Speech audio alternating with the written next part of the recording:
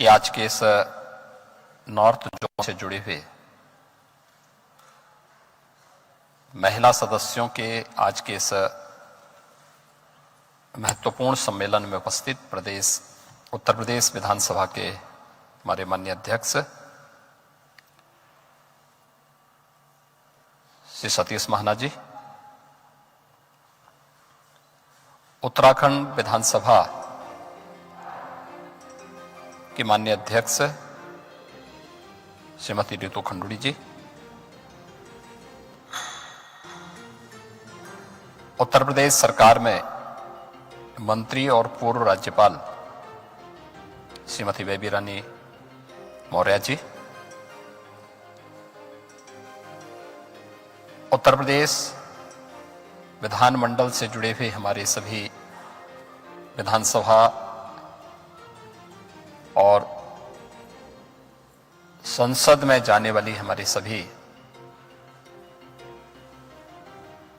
मान्य सदस्यगण और उपस्थित अन्य बहनों और भाइयों,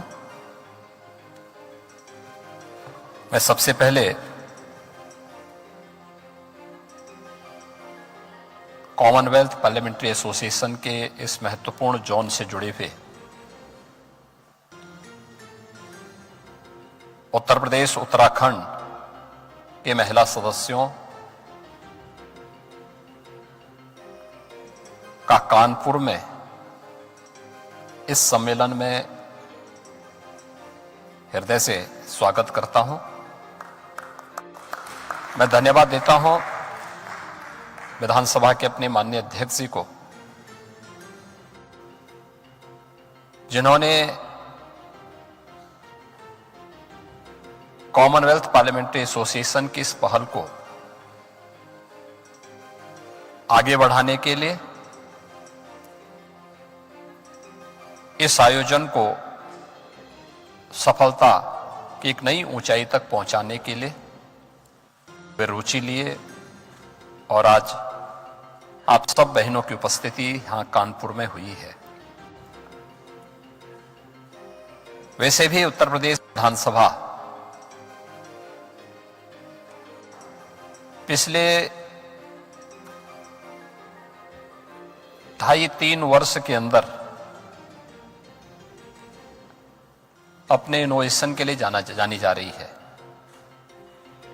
नए नए प्रयोगों के लिए जानी जा रही है।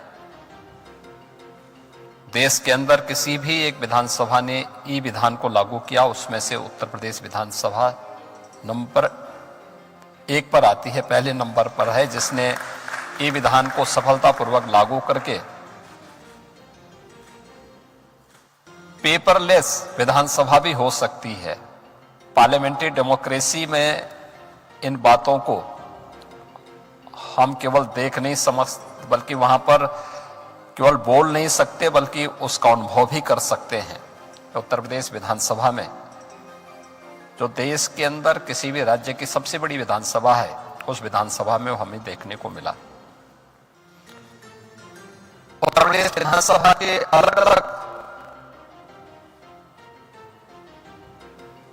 फील्ड से जुड़े हुए विशेषज्ञों को भी अलग अलग मंच देने का काम, क्योंकि सामान्यतः जब हम विधानसभा में रहते हैं तो एक दलीय प्रतिबद्धता के साथ जुड़े होते हैं, कॉमन इशू पर सहमति नहीं बन पाती। लेकिन जब हम अलग अलग फील्ड से जुड़े हुए अधिवक्ताओं के साथ, चिकित्सकों के साथ, अभियांत्रिकी के साथ जुड़े हुए जो लोग हैं, मानविकी के साथ जुड़े हुए जो लोग हैं,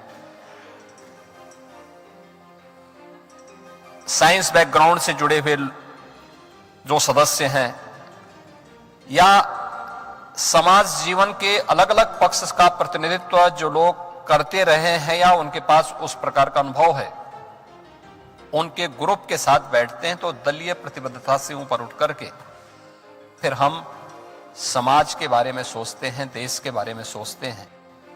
उस पहल को भी अलग अलग तबके के मान्य सदस्यों की उपस्थिति के समय उनके साथ अलग अलग चर्चा पर चर्चा के माध्यम से भी उत्तर प्रदेश विधानसभा ने आगे बढ़ाया है। और आज उत्तर प्रदेश और उत्तराखंड की सभी माननीय सदस्यगण, महिला सदस्यगण यहां पर आज उपस्थित हुई हैं, यह एक सराहनीय प्रयास है। मैं स्वागत करता हूं उत्तराखंड विधानसभा की माननीय अध्यक्ष श्रीमती रितु खंडूड़ी जी का। उन्होंने अपनी बात को कही यहां पर और बहुत प्रभावी ढंग से उन्होंने अपनी बात कही।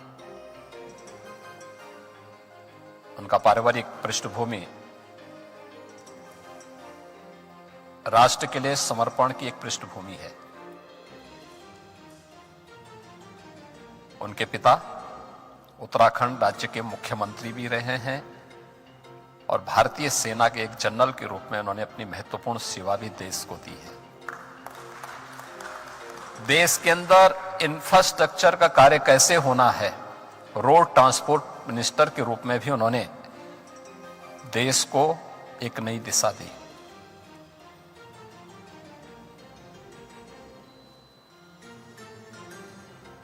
उससे पहले इस परिवार का संबंध उत्तर प्रदेश के पूर्व मुख्यमंत्री स्वर्गीय हेमवती नंदन बहुगुणा, जिन्होंने एक महत्वपूर्ण कालखंड में उत्तर प्रदेश को नेतृत्व दिया था। न केवल उत्तर प्रदेश को बल्कि केंद्रीय मंत्री के रूप में भी वही परिवार की पृष्ठभूमि उनकी है, तो स्वाभाविक रूप से सार्वजनिक जीवन में कार्य कैसे होना है, कैसे हम अपने आप को एक्सपोजर दे सकते हैं अपने कार्यों के माध्यम से, उनके पास अनुभव और विरासत की एक अद्भुत विरासत है, परंपराएं उनके साथ जुड़ी हुई हैं। आप सब यहां पर एकत्र हुए हैं और मैं कह सकता हूं कि दुनिया के अंदर जिन देशों में जो अपने आप को प्रगतिशील देश कहते हैं, उन देशों में महिलाओं का प्रतिनिधित्व वहां की विधायिका में 10% भी नहीं है। लेकिन मैं इस मामले में कह सकता हूं कि उत्तर प्रदेश में यह प्रतिशत उत्तर प्रदेश विधानसभा में 14 से 15% है। उत्तराखंड में भी 10% से थोड़ा ऊपर है, थोड़ा सा है। आने वाले समय में लगता है कि ये बढ़ेगा ही। वैसे भी कहते ना कि जो सुधरता नहीं उसको प्रकृति सुधार देती है, तो प्रकृति सुधार रही है प्रधानमंत्री मोदी जी के माध्यम से, जब नारी शक्ति वंदन अधिनियम को पारित किया गया।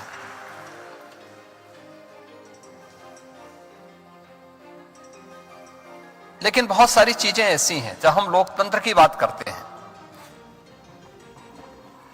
तो लोकतंत्र, भारत दुनिया का सबसे बड़ा लोकतंत्र भी है, लेकिन सबसे प्राचीन भी है।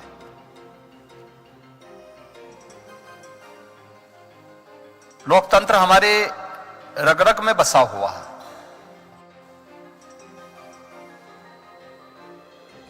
लोकतंत्र का इससे अच्छा उदाहरण दूसरा नहीं हो सकता कि भारत की परंपरा ने कभी किसी पर अपनी बात को थोपा नहीं, कभी नहीं कहा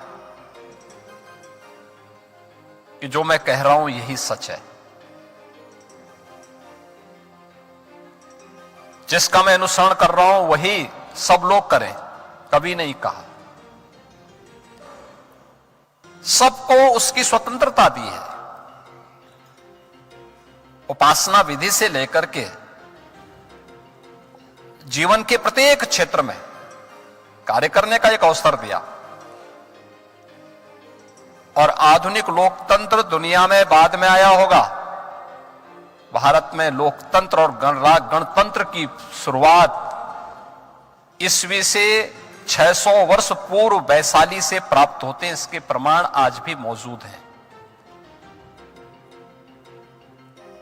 उससे भी अलग अगर आप ऐतिहासिक पृष्ठभूमि में जाएंगे तो बहुत अलग अलग कालखंड में सब देखने को मिला। यानी अगर भारत दुनिया का सबसे बड़ा लोकतंत्र है तो भारत दुनिया का सबसे प्राचीन लोकतंत्र भी रहा है।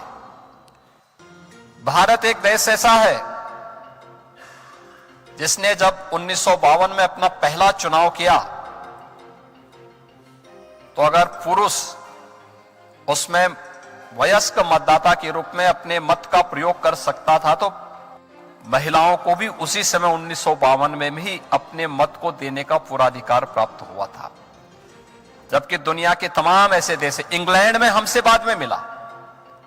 याद रखना, जो अपने को आधुनिक देश कहते हैं, उन देशों में और दुनिया के तमाम अन्य देशों में महिलाओं को मताधिकार की ताकत भारत से बहुत बाद में प्राप्त हुआ है।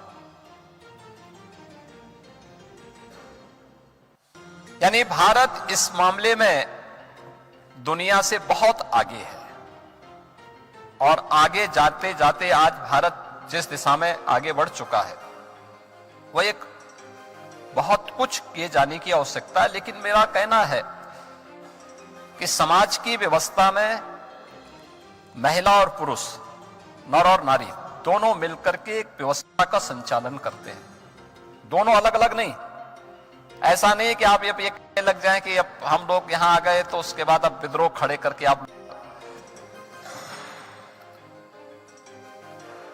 समाज को ही चुनौती देने लग जाएं।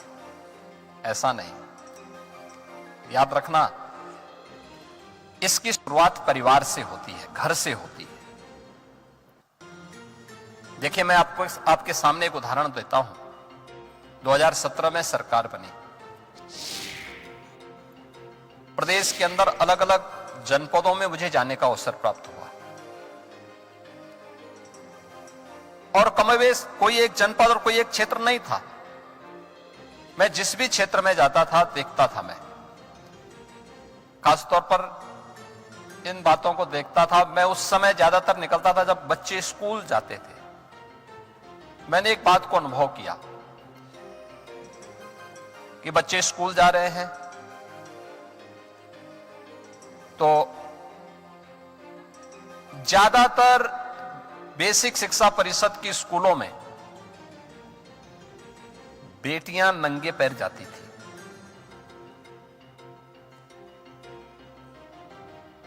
और बालकों के पैरों में चप्पल या जूते जरूर रहते थे। ज्यादातर के पैरों में, सबके नहीं थे लेकिन रहते थे।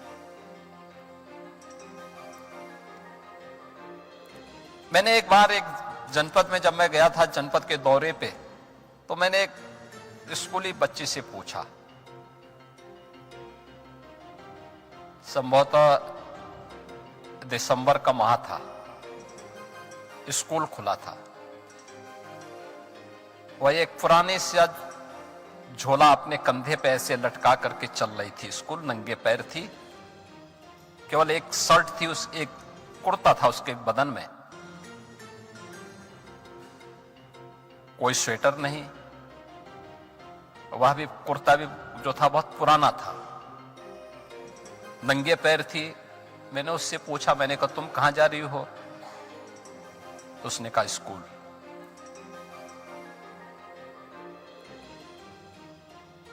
मैंने कहा तुम्हें ठंड नहीं लग रही है? तो वो कुछ बोली नहीं। मैंने कहा तुम्हारे पैरों में चप्पल भी नहीं है, जूते भी नहीं है? तो मैंने कहा कितने भाई बहन हो तुम लोग?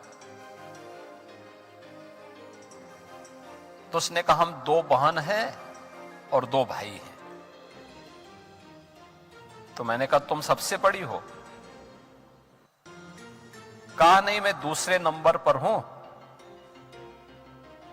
मुझसे बड़ा एक भाई है, एक भाई और छोटा है मुझसे है, और बहन भी छोटी है। तो मैंने कहा भाई स्कूल नहीं जाता है?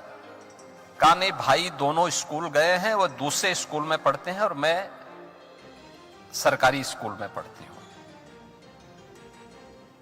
मैंने कहा क्या मतलब? कहो भाई है ना, तो उसको पब्लिक स्कूल में भेजा गया है और मुझे सरकारी स्कूल में भेजा गया है। तो मैंने कहा क्या भाई के पास भी चप्पल नहीं है, जूते नहीं है? कहा नहीं, भाई के पास जूते हैं लेकिन बेटी के पास नहीं होंगे। आखिर यह भेदभाव भी तो किसी मां बाप ने किया होगा। यानी यह घटना हम लोगों को अंतःकरण से हिला देती है। और मैं उसी दिन लखनऊ आया था। मैंने लखनऊ में बेसिक शिक्षा विभाग की बैठक ली और मैंने कहा भाई ये काम करो कि बेसिक शिक्षा परिषद की स्कूलों में हर बालक और बालिकाओं के लिए यूनिफॉर्म के साथ साथ स्वेटर भी अनिवार्य करो और उनको जूते मोजे भी उपलब्ध कराओ। मेरे पास प्रस्ताव आया का सब बहुत बच्चे होंगे। हमने कहा कितने होंगे? 25 करोड़ से तो ज्यादा नहीं ही होंगे ना। और आज हम लोग 1,91,00,000 उन बच्चों को ये सुविधा उपलब्ध करा रहे हैं। अब मैं जाता हूं तो मैं देख करके मुझे अच्छा लगता है। बहुत सारे अभिभावक जूते मोजे खरीद नहीं पाते हैं, अभी भी नहीं खरीद रहे हैं, लेकिन कम से कम नंगे पैर तो नहीं रहती बेटी। चप्पल पहन करके ही जाती है, लेकिन जाती जरूर है। एक जनप्रतिनिधि के रूप में हम बेसिक शिक्षा परिषद के शिक्षकों के साथ बैठ सकते हैं, प्रधानाचार्यों के साथ बैठ सकते हैं, या गांवों में जाते हैं तो अभिभावकों के साथ बैठ सकते हैं। उनको इस बात के लिए प्रेरित कर सकते हैं कि जो पैसा उन बच्चों के यूनिफॉर्म के लिए, स्वेटर के लिए, जूते मोजे के लिए सरकार दे रही है, उस पैसे के लिए उन्हीं बच्चों के लिए आप खरीदिए। दूसरा, प्रदेश में हमारे जनप्रतिनिधियों ने, माननीय विधायक, माननीय सांसद, अन्य जनप्रतिनिधियों ने मिलकर के, प्रशासन के साथ मिलकर के ऑपरेशन कायाकल्प के अंतर्गत बेसिक शिक्षा परिषद के स्कूलों की कायाकल्प की। ज्यादातर विद्यालय में अच्छा इंफ्रास्ट्रक्चर उससे तैयार हुआ। कहीं फ्लोरिंग बन गई, कहीं स्मार्ट क्लास बन गए, कहीं लाइब्रेरी बन गई, बालक बालिकाओं के लिए टॉयलेट हो गए, पेयजल की व्यवस्था हो गई और भी सुविधाएं मिल गई। यह समाज की सहभागिता, सरकार का इसमें कम था, जन सहभागिता ज्यादा थी। और यह कार्य हम और भी बृहद स्तर पर कर सकते हैं। याद रखना, केवल सरकार के भरोसे रह करके कोई स्कीम बहुत सफल हो जाए कठिन है। समाज को भी उसमें सहभागी बनाना पड़ेगा। तो पहले परिवार की दृष्टि हमें बदलनी पड़ेगी। और ऐसा नहीं कि सरकार के स्तर पर प्रयास न हुए हो। और पिछले 10 वर्ष के अंदर प्रधानमंत्री मोदी जी के नेतृत्व में जो कार्य हुए वो तो अद्भुत है, आपने देखा होगा।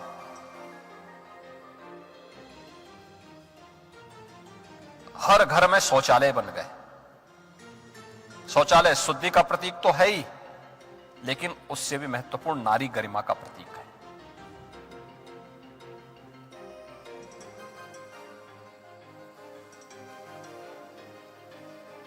महिलाओं को पहली बार जमीन में पर भी अधिकार मिल गया, यानी ग्रामीण क्षेत्र में। उत्तराखंड में तो ऐसा नहीं है, लेकिन उत्तर प्रदेश में यह स्थिति है, या किसी भी अन्य क्षेत्र में, शहरी क्षेत्रों में होती है कि जहां पे गांव या कोई भी मैदानी क्षेत्र होता है, वहां पे जब मकान लोग बनाते हैं तो ग्राम पंचायत की लाइन होती है और ग्राम पंचायत की आबादी की लाइन में लोग अपना मकान बना लेते हैं। अगर वह व्यक्ति जिसका मकान कभी बना हुआ था, अगर कभी मकान टूट गया और आज उसकी स्थिति ऐसी नहीं है कि तत्काल बना ले, तो कुछ समय तक वैसे टूटा मकान रहता है। फिर एक बार जब उसके पास पैसा होता है तो फिर वह अपना मकान बनाता है, लेकिन अब तक उसको अधिकार नहीं था, क्योंकि उसके पास कोई कागजात नहीं होते थे। कोई दबंग व्यक्ति अगर उस पर दावा करता था कि साहब ये मेरा है, तो कोई व्यक्ति उसकी सहायता के लिए नहीं आता था, क्योंकि उसके पास तो कोई प्रमाण ही नहीं था कि ये जमीन उसकी है या उसको मिला है। आज वहां पे एक ग्रामीण आवासीय अभिलेख के माध्यम से घरोनी हर परिवार को उपलब्ध हो रहा है, और बाकायदा टेक्नोलॉजी का उपयोग करते हुए ड्रोन से सर्वे होता है, फिर उसका गांव में जाकर के चिन्हांकन होता है, सीमांकन होने के बाद तब जाकर के ग्राम पंचायत की बैठक में उसको फिर उसका मालिकाना अधिकार महिला के नाम पर प्राप्त होता है। 4 करोड़ गरीब, 4 करोड़ महिलाओं को आवास मिल गए, और आवास में भागीदारी महिला की। यानी आप देख सकते हैं कि 4 करोड़ परिवार पहले इससे वंचित थे। इसके अलावा रसोई गैस का कनेक्शन, याद करिए कितना कठिन होता था, कितने बड़े पैमाने पे मिले। 10 करोड़ से अधिक लोग, महिलाओं को यह भी अधिकार प्राप्त हुआ। परिवार में अगर कोई बीमार है तो सबसे ज्यादा पीड़ित होती थी और सबसे ज्यादा उस समस्या को अंतःकरण से पीड़ित होकर के उसके प्रति करहा उठती थी, वह थी घर की जो महिला होती थी, जो महिला सदस्य होती थी, जो वहां पे घर को संचालित कर रही है। आज आयुष्मान कार्ड भी उसका कवर है। और देश के अंदर तो अब तो नारी शक्ति बंधन अधिनियम भी पारित हो चुका है। 29 के बाद उन हर चुनावों में, चाहे जैसे भी हो, विधानसभा और संसद में भी 1/3 से अधिक प्रतिनिधित्व महिलाओं का होने जा रहा है। यानी 14-15% तो अभी है, तो ये मान के चलिए कि ये 33 से बढ़कर के 50 तक पहुंच सकता है। अब ऐसे भी पंचायत और नगर निकायों में तो ये स्थिति है ही। हमारे यहां ब्लॉक प्रमुख 56% जीते हैं। हमारे यहां पे जिला पंचायत अध्यक्ष ये 70% महिलाएं जीती हैं। स्थानीय निकाय के चुनाव में भी महिला प्रतिनिधि ज्यादा जीती है। ग्राम प्रधानों में उनका प्रतिनिधित्व बहुत अच्छा है। और जहां पर वे कार्य कर रही हैं, बहुत अच्छा कार्य भी कर रही है। विधायिका में महिलाओं का प्रतिनिधित्व ये तब बढ़ेगा और तब प्रभावी होगा जब स्वयं अपने विवेक से वे निर्णय लेकर के समाज से जुड़ी हुई उन योजनाओं के बारे में नजदीक से जाकर के अपनी संवेदना का परिचय देंगे।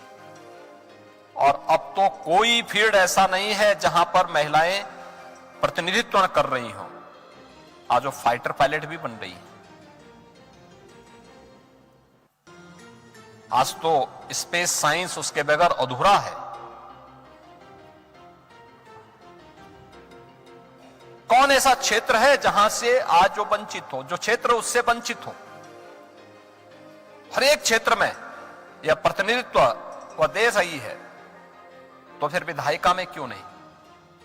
लेकिन विधायिका में जाने के लिए आवश्यक है कि समाज जीवन के बारे में भी हम उतना ही नजदीक से उसका अध्ययन करें, देखें। पक्ष कोई कमजोर नहीं होता और खराब भी नहीं होता। उसके बारे में देखने का हमारा नजरिया क्या है, यह अत्यंत मायने रखता है। और उत्तर प्रदेश तो पहले से ही इस मामले में बहुत महत्वपूर्ण प्रदेश रहा है। याद रखना, देश की संविधान सभा में कुल 15 सदस्य थे और उन 15 में से 4 उत्तर प्रदेश से थे। उस समय उत्तर प्रदेश और उत्तराखंड दोनों एक थे। और जो 4 सदस्य थी, इनमें श्रीमती कमला चौधरी थी, श्रीमती सुचिता कृपलानी जी थी जो बाद में उत्तर प्रदेश की मुख्यमंत्री भी बनी, बेगम एजाज रसूल जी थी, श्रीमती पूर्णिमा बनर्जी थी। ये 4 महत्वपूर्ण सदस्य थे जिन्होंने देश की संविधान सभा में जाकर के देश के संविधान निर्माण की उस प्रक्रिया में भागीदार बनकर के एक महत्वपूर्ण भूमिका का निर्वहन किया था। स्वाभाविक रूप से ये संभावना हमारे सामने आज भी बनी हुई है। हम भी बहुत कुछ कर सकते हैं। और मेरा आप सबसे अनुरोध होगा कि एक महिला जैसे अपने घर को व्यवस्थित तरीके से संचालित करती है, ऐसे ही जिस फील्ड में उसको नेतृत्व मिल रहा है, ग्राम पंचायत में हो, स्थानीय निकाय में हो, विधानसभा में हो या फिर लोकसभा में, उस क्षेत्र में भी जाकर के वह उदाहरण प्रस्तुत करे अपने क्षेत्र के विकास के बारे में। विकास केवल उसी से नहीं होता है जो, देखिए, कार्य कोई ये कहे कि एक साथ हमारे ग्राम में अपनी विधानसभा की सभी 300 ग्राम पंचायतों में या सभी वार्ड में एक साथ कार्य करूंगी, नहीं, एक या दो को आपको उदाहरण बनाना पड़ेगा। जैसे उत्तर प्रदेश के अंदर हम लोगों ने ग्राम पंचायत को आत्मनिर्भर बनाने की दिशा में एक प्रयास प्रारंभ किया। उस प्रयास की दिशा में जो कार्यक्रम प्रारंभ हुए हैं, पहले तो हम लोगों ने नामकरण वहां पे ठीक किया। वे ग्राम पंचायत का नाम ग्राम पंचायत भवन नहीं है, उसका नाम हम ग्राम सचिवालय रखेंगे।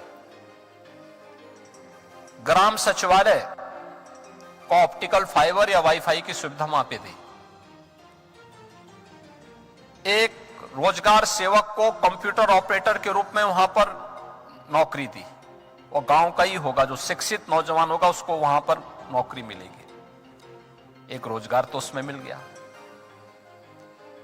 हम लोगों ने कहा कि भाई ये जो कोटे की दुकान होती है, फेयर प्राइस शॉप, यह भी उसके पास लगे बने, अच्छा बने, जिसमें दुकान भी हो और पीछे थोड़ा उसका एक गोदाम भी बने, वेयर हाउस, जिसमें गांव के राशन बंटने वाला राशन है या अन्य राशन भी उसको वहां पर एक सुविधा मिल सके। तो एक या तो और उनको ये भी दी सुविधा दी जा रही है कि अब वो केवल राशन ही नहीं बेचेंगे, बल्कि गांव में जो आवश्यकता उन सभी कार्यों को हमने उस पे शराब पे रोक लगाई है या किसी भी मादक पदार्थों पे हमने रोक लगाई है। बाकी अन्य कोई भी सामान जो गांव के लिए उपयोगी है उसको आप बेचिए। तो एक से दो लोगों को वहां पे रोजगार प्राप्त हो सकता है। वहीं पे हम लोगों ने कहा कि एक आप सेंटर, कन्वेंशन सेंटर तैयार करिए, ग्राम निधि के पैसे से या सरकार से पैसे की डिमांड करिए उससे, जिससे गांव के सार्वजनिक कार्यक्रम, शादी ब्याह के कार्यक्रम है, मांगलिक कार्यक्रम है या कोई भी अन्य कार्यक्रम होने हैं, सार्वजनिक कार्यक्रम होने हैं, उसके लिए वहां पर यह सुविधा उपलब्ध हो सके। कम से कम दो लोगों को उस पर रोजगार, यूजर चार्ज लीजिए आप, कम से कम यूजर चार्ज, दो लोगों को वहां रोजगार प्राप्त हो सकता है। एक सुलभ शौचालय भी है उसी कैंपस में, एक महिला वहां भी काम करती है। यानी एक गांव कम से कम 5 से लेकर 7 रोजगार उपलब्ध करा सकता है। क्या हम महिला स्वयंसेवी समूह को जागरूक करके, कहीं ड्रोन दीदी का, कहीं वीसी सखी का, कहीं पे कोई अन्य कार्यों के माध्यम से भी उस एक ग्राम पंचायत को स्वावलंबी ग्राम पंचायत बना देंगे तो बाकी लोग उसका उदाहरण प्रस्तुत कर लेंगे। अगल बगल के गांव से सीखेंगे, देखेंगे। शुरुआत एक से होगी, लेकिन वह उदाहरण अन्य सबों के लिए होगा। एक साथ सबको छेड़ने की बजाय एक जगह से हम प्रयास प्रारंभ करेंगे कि वो आदर्श गांव बना, आदर्श गांव के उदाहरण को फिर अन्य लोग भी उसको उतारें। सरकार और समाज जब जुड़ेगी तब एक आदर्श मॉडल हम बनाने में सफल हो पाएंगे और आपका यह कार्य आपको एक नई पहचान दिलाएगा, आपकी इस विधायिका की यात्रा को शानदार बनाएगा, स्मरणीय बनाएगा। याद रखना, कार्यकाल इस मायने में महत्व नहीं रखता है कि कितने लंबे समय तक आप इस क्षेत्र में कार्य कर रहे हैं। महत्वपूर्ण यह होगा कि कितने समय के लिए और कितने प्रभावी तरीके से, यानी जो समय मिला है उसमें कितने प्रभावी तरीके से आपने अपनी छाप को विधायिका के इस मंच का उपयोग करते हुए छोड़ी है, वह अत्यंत महत्वपूर्ण होगा। आप एक विधानसभा में प्रतिनिधित्व दे रहे हैं।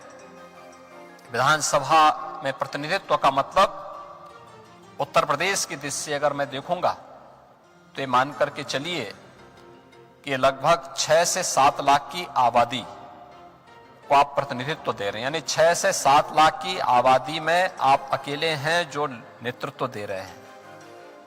आपको उतनी जनता ने नेतृत्व दिया है, उत्तराखंड की दृष्टि से मैं देखूंगा तो ये मान के चलिए कि 4 लाख 3 से साढ़े यानी 3 से 4 लाख की आबादी को नेतृत्व वहां पर वे दे रहे हैं।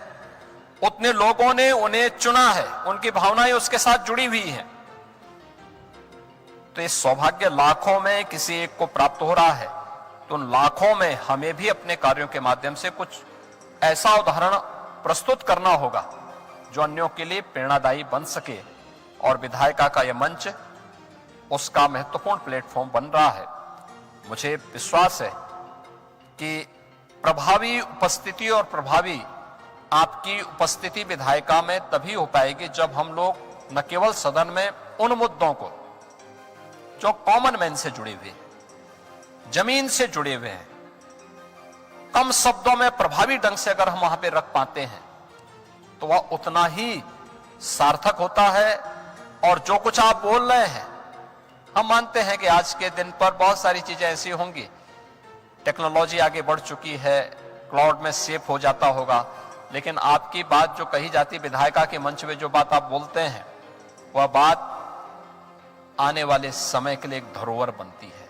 लोग कभी प्रोसीडिंग देखेंगे तो उस प्रोसीडिंग में आपके द्वारा, आप वर्तमान में हैं, आने वाले समय में आपकी आने वाली पीढ़ियां जब उस विधायिका का पार्ट बनेंगे और वो आपके बारे में जानना चाहेंगे तो उस समय उसको पढ़ करके वह गौरव की अनुभूति कर सके, यह भी उदाहरण हम उसके माध्यम से प्रस्तुत कर पाएंगे। आज के इस अवसर पर मैं उत्तर प्रदेश और उत्तराखंड, इन 2 राज्यों से जुड़ी हुई महिला सदस्यों का यहां पर आगमन, यह मेरे लिए तो आह्लादकारी है ही, क्योंकि उत्तर प्रदेश में मैं काम कर रहा हूं, उत्तराखंड मेरी जन्मभूमि रही है, तो स्वाभाविक रूप से दोनों से मैं जुड़ा रहा हूं, दोनों से मेरा जुड़ाव रहा है। तो मैं इस अवसर पर एक बार फिर से आपका हृदय से अभिनंदन करता हूं और इस पूरे जो कॉन्क्लेव आपकी चल रही है इसके प्रति अपनी शुभकामनाएं देता हूं। धन्यवाद। जय Hind. Thank you so much sir, मैं आपका बहुत बहुत धन्यवाद व्यक्त करती हूँ। इसी के साथ साथ मैं आदरणीय बेबी रानी मौर्य जी कैबिनेट मिनिस्टर में उनसे अनुरोध करूंगी कि वो धन्यवाद ज्ञापन की तरफ बढ़ेंगे। आगे बढ़ेंगे खबरों में। मिल्कीपुर का चुनाव इन दिनों